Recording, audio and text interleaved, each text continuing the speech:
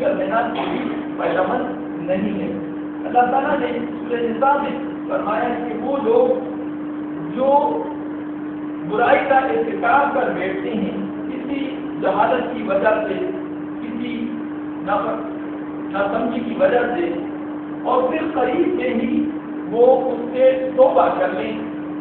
ایسے لوگوں کے لیے ان کا توبہ قبول کرنا اللہ نے اپنے ذمے لے رکھا ہے۔ اور جان لیجیے کہ اللہ تعالیٰ علیم ہے، اس کو علم ہے کہ کس نے کس طریقے سے توبہ کی ہے، اس میں کتنی دیر سے، کتنا خلوص ہے، اور وہ حکیم ہے، وہ جانتا ہے ان کی حکمت اور پوشیدہ باتوں کو اچھی طرح کرتا ہے۔ اور جان لیجیے کہ ان لوگوں کا کوئی توبہ نہیں جو برائی کرتے چلے جائیں حتیٰ کہ موت آ پہنچے اور پھر وہ توبہ کرے، اور وہ لوگ جو کفر کی حالت میں مر جائیں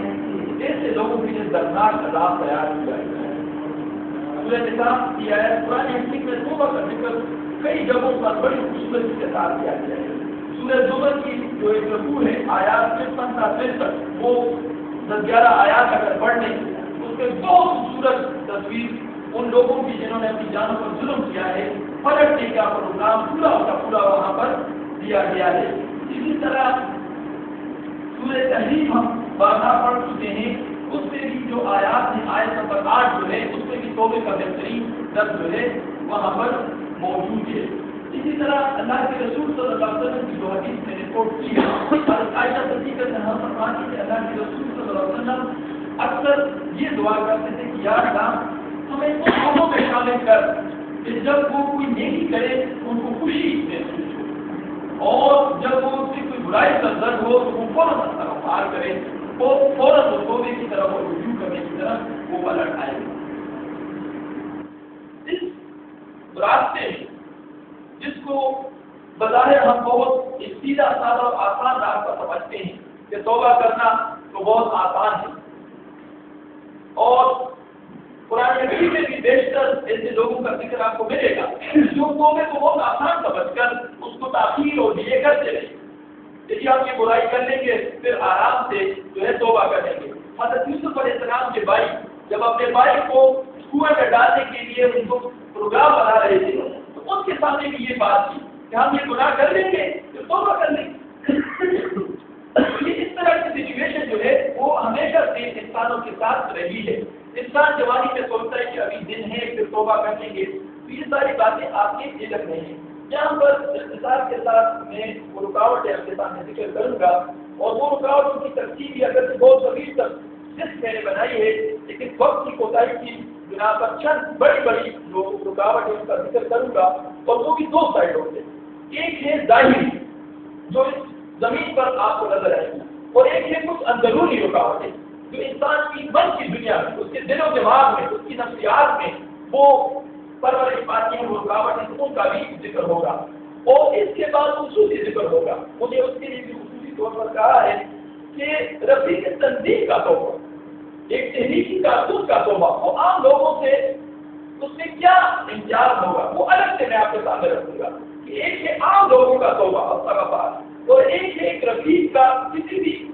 جماعت کا ہو یا اسپیشلی ہم تنظیم اسلامی کے پلیٹ فارم سے کام کرتے ہیں، ایک رفیق تنظیم کے لیے پھر اس عام توبے سے ہٹ کر مزید کچھ باتیں جو ہیں جو سامنے آئے گی۔ رفیق تنظیم کا توبہ یہ بھی ہمارا ضمن ایک بحث ہے، وہ بھی سامنے آئے گی، اور توبہ کی راہ میں جو جنرل رکاوٹیں ہیں اس کا بھی ذکر ہوگا۔ کچھ رکاوٹیں جو ہیں وہ اندرونی طور پر انسان کے اندر،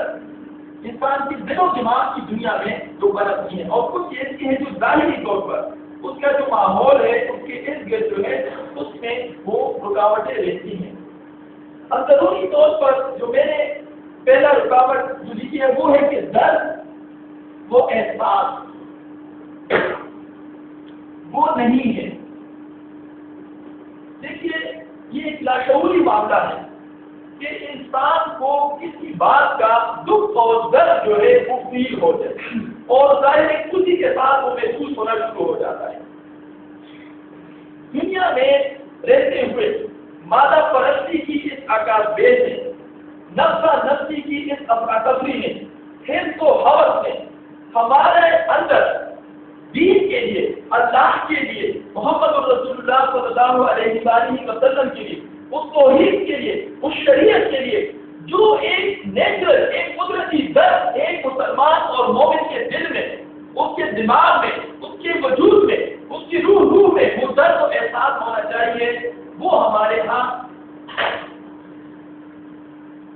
دستیاب نہیں ہے، وہ ہم فیل نہیں کرتے، وہ چیز جو بے ساختہ ہمیں جس چیز کا دکھ ہو جائے، بے ساختہ جو ہمیں محسوس ہو، جو ہمیں پنچ ہو۔ اس کے لیے علامہ اقبال نے کہا کہ تجھے کتاب سے فرار ممکن نہیں کہ تو کتاب صاحب مگر صاحب کتاب نہیں، اور خدا تجھے کسی طوفان سے آشنا کر دے کہ تیرے بحر کے موجوں میں اضطراب نہیں۔ وہ درد جو ہمیں ایک پلیٹ ٹوٹنے سے ہوتا ہے، وہ دکھ جو ہمیں اپنے بچے کی بیماری پر ہوتا ہے، وہ درد جو ہمارے دروازے کی اینٹ گرنے سے ہمیں ہوتا ہے، کیا وہ دکھ اور درد ہمیں اللہ اور محمد رسول اللہ صلی اللہ علیہ وسلم کے کسی حکم کو توڑتے ہوئے دیکھتے ہوئے یا خود توڑتے ہوئے کرتے ہوئے بھی وہ درد ممکن محسوس ہوتا ہے؟ اگر وہ ہمیں محسوس ہو تو استغفار اور توبہ اور پلٹنے کی اور ندامت کی طرف ہماری کوئی توجہ ہوگی۔ اگر وہ اعمال ہی نہیں ہے، وہ احساس ہی نہیں ہے، ہر قدر کفر ہے، احساس تجھے ہے کہ نہیں، اور اب کی توحید کا کچھ بات تجھے ہے کہ نہیں، اب اگر وہ چیز ہی نہیں ہے، وہ جڑ اور بنیاد ہی نہیں ہے، وہ بنیادی معاملہ ہی اسٹارٹ نہیں ہوا ہے، تو توبہ اور ندامت کی بات تو بعد میں ہے۔ میں نے تو یہ کہا ہے کہ جو دوسرے کریں ہم خود کریں۔ کبھی آپ نے ٹھیک کیا ہے؟ اگر کیا ہے تو اللہ کا شکر۔ میں یہ نہیں کہہ رہا ہوں، اور آج ایک مجموعی بات میں یہ کر رہا ہوں کہ اللہ تعالیٰ کے احکامات کی خلاف ورزی پہ ایک مومن کو دکھ درد لوگ پوری رات جا کر گزارتے تھے،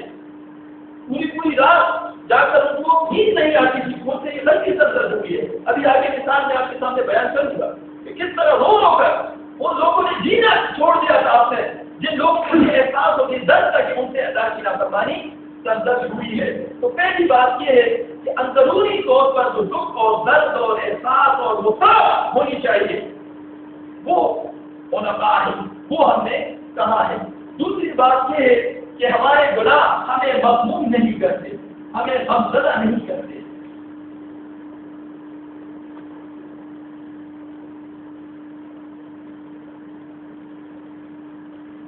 دنیا میں بہت سی چیزیں ہمیں غم میں مبتلا کرتے ہیں، بہت سی باتیں، بہت سے غم، کہیں تنخواہ لیٹ ہو جائے، کہیں روزگار بند ہو جائے، کہیں کوئی اور معاملہ ہو جائے، کہیں پیسے ڈوب جائے، کہیں قرضہ لیٹ ہو جائے، کہیں کوئی بھی معاملہ، وہ دکھ دینے والی باتیں ہیں کہ اس کی نفی نہیں کر سکتا، میں اس کی نفی نہیں کر سکتا، انسان کے ساتھ رہیں گے۔ لیکن کیا کوئی نماز چھوٹ جائے ہمیں کوئی غم ہے؟ کیا ہم سے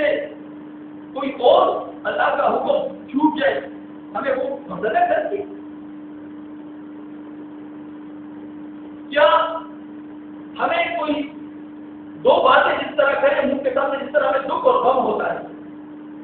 ہم روز اللہ کی نافرمانی کریں اور اس کے رسول صلی اللہ علیہ وسلم کی شان میں کمی کریں، ہمیں غم ہے، ہمیں فکر ہے؟ رحمان بابا ہوئی کہ خدے لتا جگہ بابا بے غم علی کری، وہ کہتے کیا اللہ مجھے بے غم نہ کر دے اپنے غم۔ کیا یہ غم ہم نے پالا ہے؟ یہ ہے سوچنے کی بات۔ اب اگر وہ غم ہی نہیں ہے تو آگے رجوع کرتے ہیں اور اس پر سوچنے کی اور اس سے پلٹنے کی کیا بات ہے؟ ہمیں پریشانی نہیں کرتی، جو چیز آپ کو پریشانی نہیں کرتی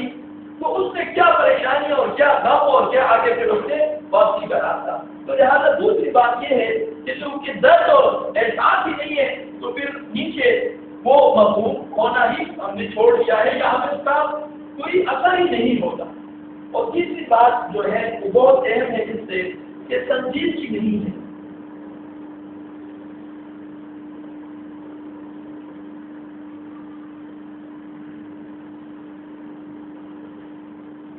جان لیجیے جس سے ہم اپنی زندگی کے دوسرے کاموں کے لیے سنجیدہ ہونے چاہیے، گھر گرہستی کا معاملہ ہے، اسکول کا معاملہ ہے، اس میں ہم سنجیدہ ہونا چاہیے، ذمہ دار کا سلوک۔ کیا ہم دین کے لیے، قرآن کے لیے، محمد رسول اللہ صلی اللہ علیہ وسلم کے لیے سنجیدہ ہے؟ یہ ہے کنسپٹ۔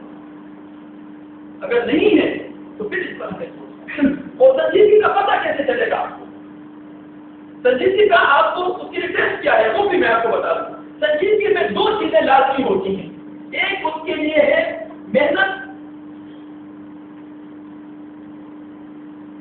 اور ایک ہے اس کے لیے قربانی۔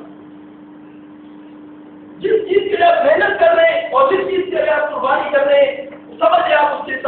پر سنجیدہ ہے اس کام، وہ کوئی بھی کام ہو۔ انسان جس کام کے لیے سب سے زیادہ سنجیدگی اختیار کرتا ہے اس کے لیے سب سے زیادہ محنت اور سب سے زیادہ قربانی ہوتی ہے۔ وہ بیوی بچوں کو بھی روک دیتے ہیں کہ میرے قریب مت آؤ، وہ دروازہ بند کر دیتے ہیں کسی سے کہ لوگوں کو دیکھیں تو وہ نہیں ہے کرتے،